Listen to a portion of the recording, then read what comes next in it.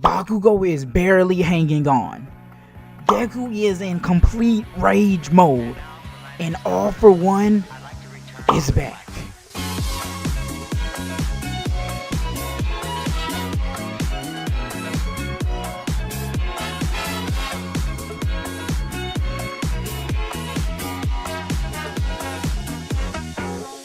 Good morning, pizza people. It's Time Pizza back today with another My Hero Academia Explained if you haven't been watching me so far. And honestly, Horikoshi gave us another action-packed chapter after almost basically killing Bakugo in My Hero Academia Chapter 286. So I really don't want to really waste too much time on this intro, so let's get into it, okay? So to start off with this chapter or whatever, it really opens up with Deku looking at Bakugo in complete and utter like shock, bro. He's like, yo, my homie just got bodied, bro.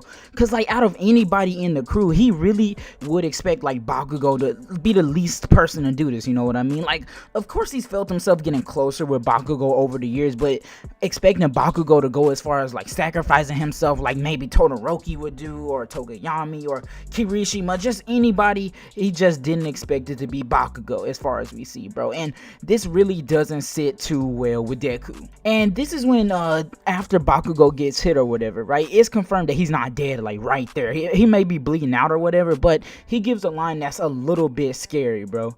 And he says to Deku that to win alone without friends, okay? And there's a lot of different ways you can honestly take this, bro. Like, he's telling Deku like, hey, you need people to win, bro. Stop trying to carry this like burden of like one for all on your back, because honestly it's not working. I just got stabbed for this, bro. Do you want anybody else to die if you keep moving the way you are, like having to save your butt? Like, Deku, he needs to figure stuff out, bro. And he's just been tweaking the last few chapters, and Bakugo realized that, so that's why he hopped in to save him. And honestly, I don't know, bro, this line could mean so many things, but this is exactly how I'm gonna take it right now.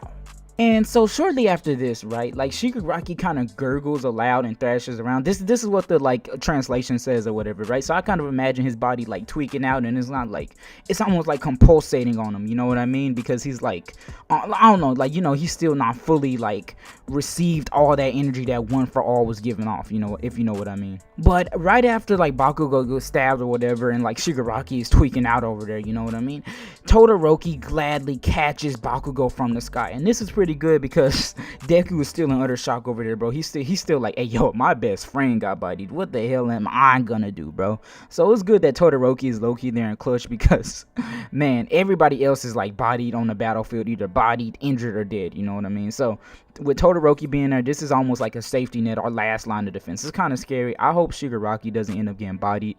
I mean, well, I hope Todoroki doesn't end up getting bodied by Shigaraki, because, you know, he's the last like hero that's not completely injured, just still standing there. Because, you know, I don't know, with everybody else, like Deku may be out of commission soon, Bakugo is out of commission now, Endeavor's out of commission. Like, man, Shigaraki might start looking over at Todoroki. But let's continue on with the chapter. And so after like Todoroki catches Bakugo or whatever, right, Shigaraki comes up with a line that's almost like he's taunting Deku in a sense. Like, that's what it feels like to me, at least. So he says, there was useless blood lost in today's battle, bro. Almost referring to everybody he's killed, everybody like Gigantomachia has killed, his whole crew. And like, it's almost feel like he's taunting Deku, because the useless blood that was spilled is, bro, it's cause of you.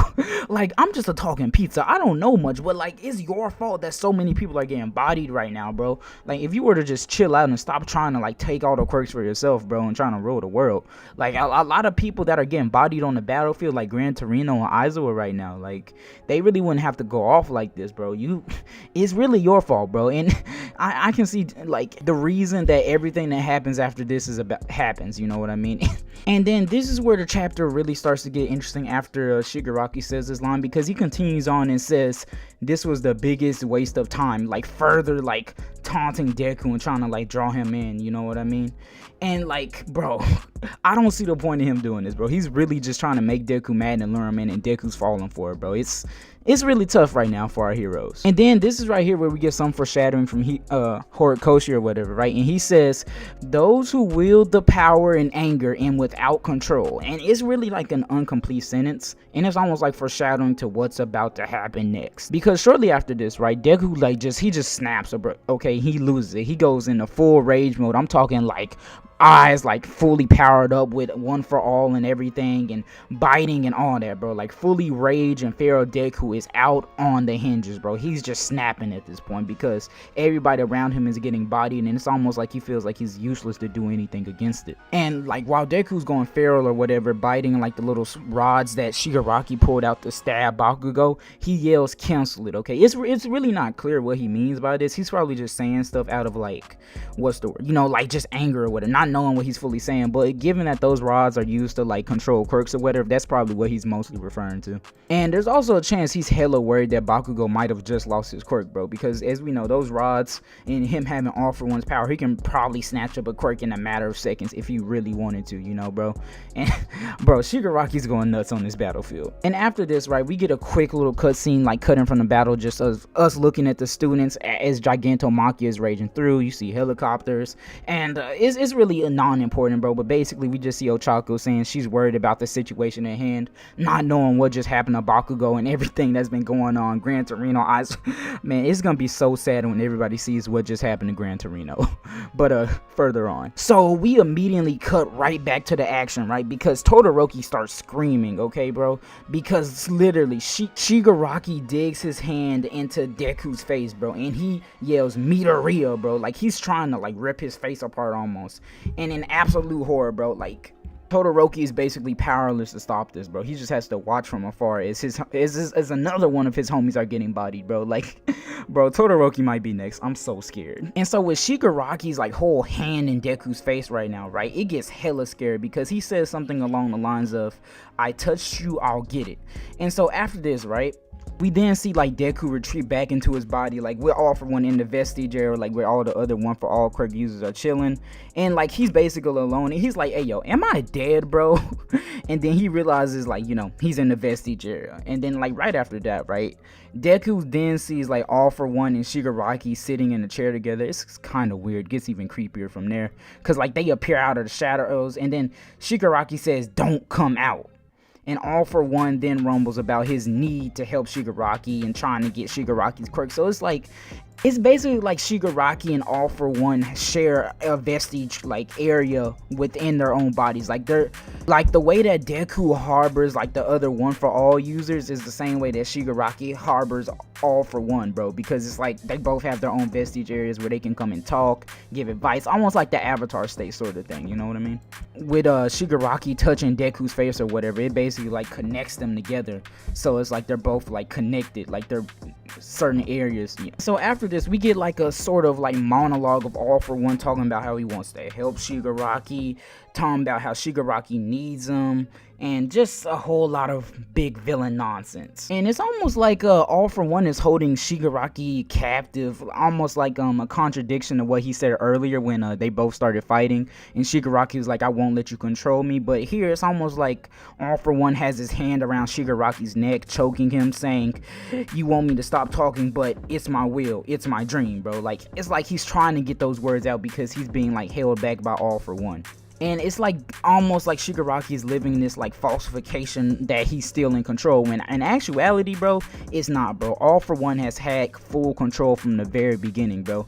Anything that Shigaraki is doing is because of All for One's will, and like, I don't know, it's almost like it's hurting Shigaraki. And seeing the fact that we can finally see inside of like Shigaraki's vestige body or whatever, it's interesting to see how this like relationship is. It's almost like a parasite. Deku looks over there at All for One and Shigaraki, and he's like scared, bro. Like Deku doesn't know what the hell is going on. And then all of a sudden Deku falls to the ground. Nana Shimura grabs him, coming in clutch. It's almost like an inside, like it's like spiritual sort of battle, bro. And she grabs him by the hair and says, "You can't move in this world yet. We'll do something about that." And the chapter ends, bro. So it's almost like since Deku and Shigaraki are connected now, they might have this huge like fight together, bro.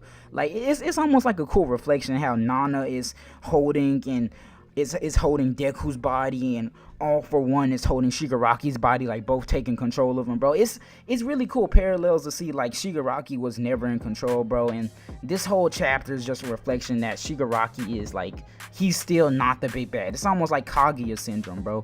Like, it's interesting to see like the little character arc Shigaraki's gonna go through because of this, whether it's gonna kill him or he's gonna get a redemption. Like, there's so many different paths that Horikoshi can take with this, bro, that I honestly don't know how this series is gonna end. And honestly, Horikoshi, thank you for snapping every week, bro, because I love my hero so much, and you're doing it big time, bro. Like, these chapter reviews are hitting, and I'm loving each and every one.